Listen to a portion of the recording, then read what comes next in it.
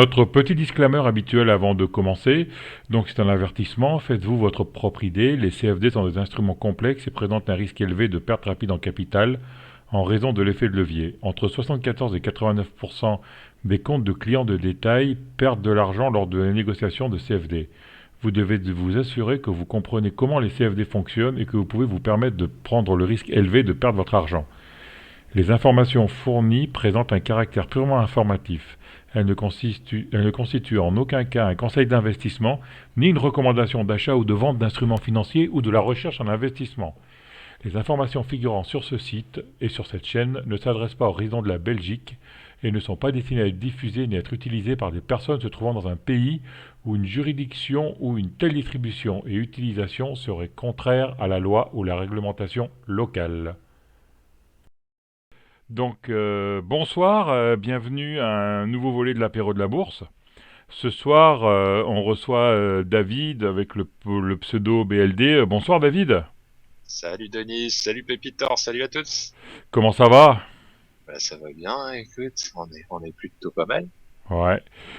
Donc, on va enregistrer quelque chose où tu as fait un- sur de la crypto. C'était le jour de la mise en service de l'Atari Token, c'est ça? Exactement. Alors en fait, pour la petite histoire, j'avais aimé l'idée de ce token, donc je me suis dit que j'allais investir un petit peu dedans. Ouais. Bon, manque de bol, la partie investissement n'a pas si bien marché que ça. Hmm.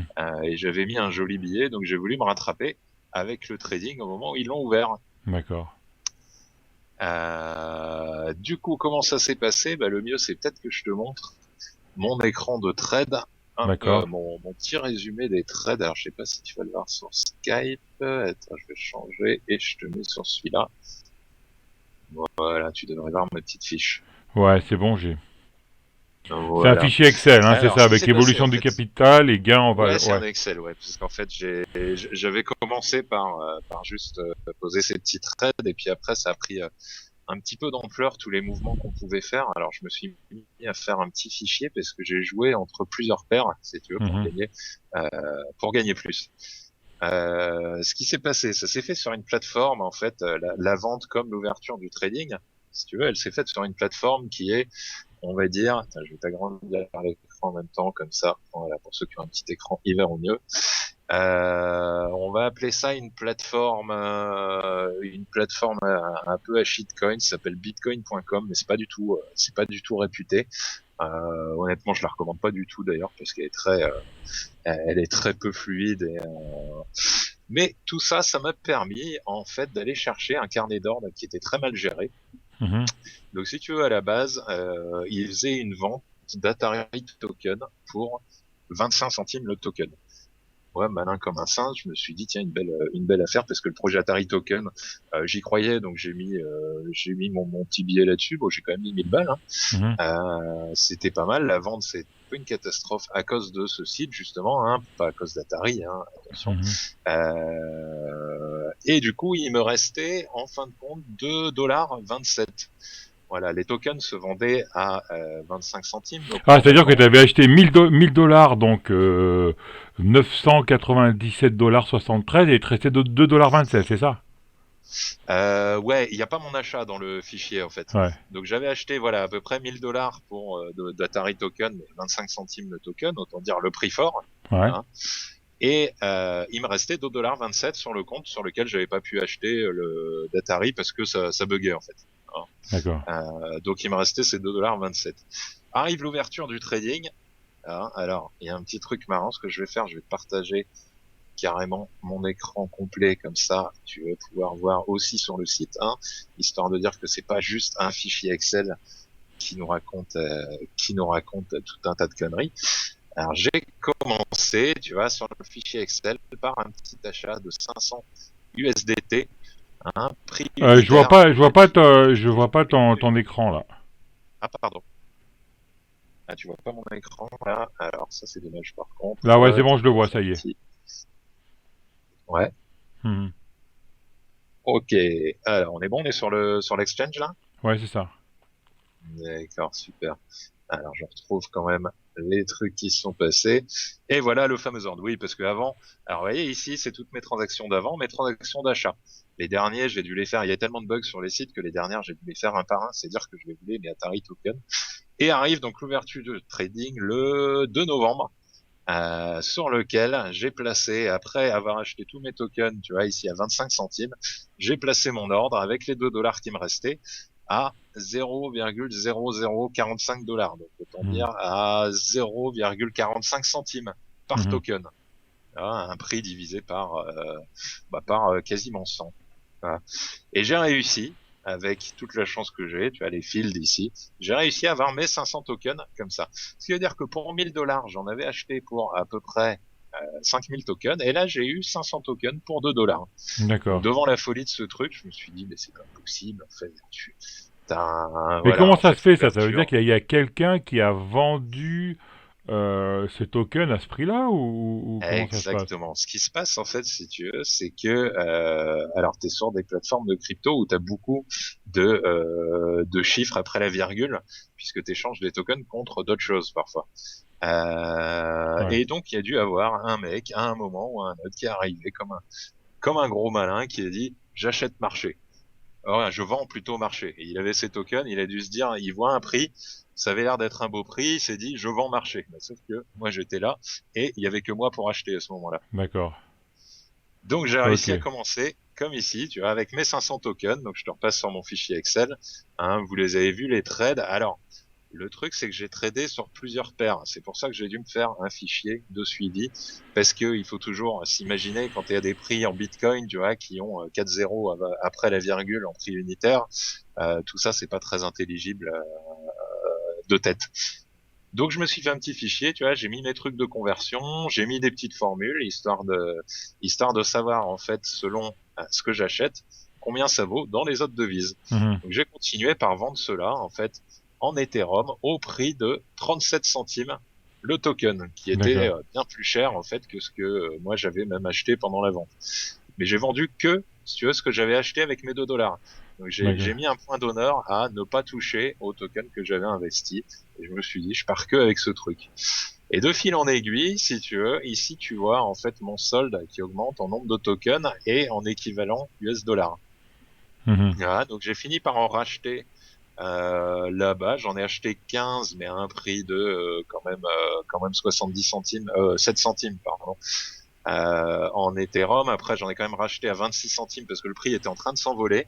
J'en ai racheté la plupart, en fait, avec les Ethereum que j'avais gagnés à 18 centimes, tu Mhm. vois, à 648, et ainsi de suite. J'ai revendu ça en Ethereum à 36 centimes. J'en ai racheté à 18 centimes. J'en ai revendu à 36. C'était, en fait, complètement furieux, si tu veux. Ouais. Tout ça pour te montrer qu'à la fin, Ouais, je ouais. me retrouve, alors vous occupez pas de la Legion, mais je me suis retrouvé avec ça, mon dernier, ce Mhm. qui fait que je suis que en Atari, j'ai pas sorti, mais là, j'ai juste gonflé largement mon solde d'Atari, là où je suis à maintenant quasiment 15 000 Atari, D'accord. qui sont voilà en total équivalent dollars sur le dernier cours où je les ai achetés, c'est-à-dire que c'était un cours que je considérais bas à ce moment-là, ça me fait 1200 dollars en partant de 2,27 $. Voilà, pas dégueulasse. C'est-à-dire que t'es parti de 2 dollars et t'as gagné 1118 alors. Exactement. Tu vois, en fait, là, à chaque fois, D'accord. il y a mon total qui augmente en fonction du prix où j'achète ou je vends, parce que je suis obligé quand même de l'indexer quelque part. C'est du Excel, hein. Je Mhm. fais pas un outil pro. Donc voilà, mon portefeuille au début, il valait ça. Il a valu tout de suite 185 dollars. Il est passé tout de suite, en fait, hein, sur ma première vente, là, de 2 dollars à 187 dollars. Alors, Mais histoire faut qu'on le bien voit dire, bien, faut bien expliquer aux auditeurs que ça c'est une erreur de marché, hein, que ça se passe pas comme ça normalement, ouais, c'est ça. hein. Ouais. En fait, clairement, C'est c'est des profiter gens d'une qui se erreur de plantent. marché, hein. Faut pas C'est la commencer à plateforme. dire je vais Ah acheter oui, ça à ce excuse-moi. prix-là et je revends 5 minutes après et je fais 1000%. Non, là tu as profité d'une erreur de marché, d'une erreur de carnet d'ordre en fait. Ouais, exactement. J'ai profité du fait que cette plateforme en fait soit, on va dire, relativement pourrie et gère assez mal son carnet d'ordre, parce qu'en fait, elle protège pas ses clients qui mettraient des ordres comme ça sans, en étant hyper éloignés du marché. Donc moi, j'ai juste vu que le prix partait dans tous les sens. Je me suis dit tiens, j'essaye d'acheter à un prix complètement dérisoire et de revendre à un prix qui va taper dans les plus hauts. Voilà. je fixais mon prix en fonction un peu de ce que je voyais. Si je voyais un trade qui allait beaucoup plus haut, je me dis, bah, je vais me mettre un petit peu devant. Je fais un peu de scalping, en gros. Hein, Mhm. je me mets devant, juste devant l'ordre qui est le plus haut, alors qu'il y a déjà un trade qui est passé dans ces niveaux-là. Mhm. Ouais, et avec ça, j'arrivais à me retrouver. Alors, soit les mecs derrière, si tu veux, achetaient au marché, Ouais. soit les mecs, eh ben, voyaient mon ordre et le prenaient. Parce que quand tu vois un ordre sur cette plateforme, en fait, tu vois, tu peux te dire, par exemple, ici, j'ai des mecs qui sont prêts à acheter à ce prix-là. Et ben, en fait, je clique dessus et j'ai plus qu'à faire vendre. Tu vois, quand je clique sur un ordre, en fait, ici, il adapte automatiquement à l'ordre sur lequel j'ai cliqué. Donc, il y a peut-être des mecs qui ont juste fait ça, qui ont fait vendre ou acheter, hein, selon quand je vendais, quand j'achetais, et qui m'ont tout largué pour des prix. Soit ils me l'ont vendu à des prix dérisoires, soit ils me l'ont acheté à des prix Mhm. assez dingues. Alors tu D'accord. vois qu'au début, ça faisait des variations énormes, hein. On était sur du 0,4 centimes à 37 centimes. Donc ça, c'était la plus grosse variation. Tu vois, sur la fin, j'étais plutôt à les acheter vers 8-10 centimes et à les revendre vers 11-17, tu vois. Le plus gros Mhm. volume, tu vois, ici 11-17 à peu près. D'accord. Mais ça se passe juste à l'introduction, non? Ça, maintenant, c'est plus Alors, bah possible, écoute, ça. regarde mon dernier. Ah, je vais prendre mes ventes. Allez, ça sera plus fun. Ma dernière vente, elle était en Bitcoin, tu vois, à 11 centimes. J'ai commencé, tu vois, on voit mon premier trade hein, ici, hein, comme ça, il y a rien à cacher. C'était le 2 novembre à 11h33. Hein, et le suivant, ah oui, alors j'ai joué sur les paires aussi, pardon, c'est ça que j'ai pas dit, parce qu'il y a plusieurs paires. L'Atari se trade contre du Bitcoin, contre de l'USDT et contre de l'Ethereum. Mhm. Donc en fait, j'allais à chaque fois là où il y avait du mouvement. Tu vois.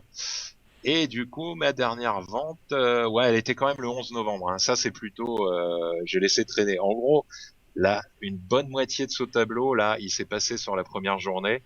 Voilà, jusqu'à là, tous les mouvements de folie. Et sur le reste, j'ai quand même réussi à profiter encore on va dire, d'anomalies de la plateforme.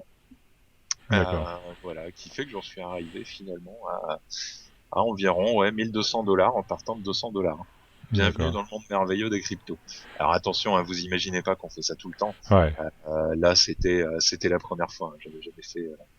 Il faut encore répéter que tu as profité d'une erreur de marché, quoi. Faut pas. Ouais, complètement. J'ai profité d'une plateforme qui est mal gérée et avec des gens qui étaient en panic buy, panic sell. Ça partait dans tous les sens et j'ai juste profité de ça, ouais, tout simplement. Ce qu'il faut dire aussi, c'est que si toi t'as gagné d'un côté, il y a un autre qui a perdu, quoi. Faut Très faire attention. probablement, ouais. Malheureusement, le marché est toujours comme ça. D'accord. Bon ben, merci pour tout, David. Et Avec plaisir, puis Denis. Ça. on se revoit pour faire une petite suivi de ce que tu as fait depuis cet été, non? Eh ben oui, on va montrer mon trading classique aussi. Ça fait un petit moment que je l'ai un petit peu laissé de côté pour les cryptos, mais j'en fais quand même un petit peu. D'accord. Merci David, ciao. Salut Denis, salut.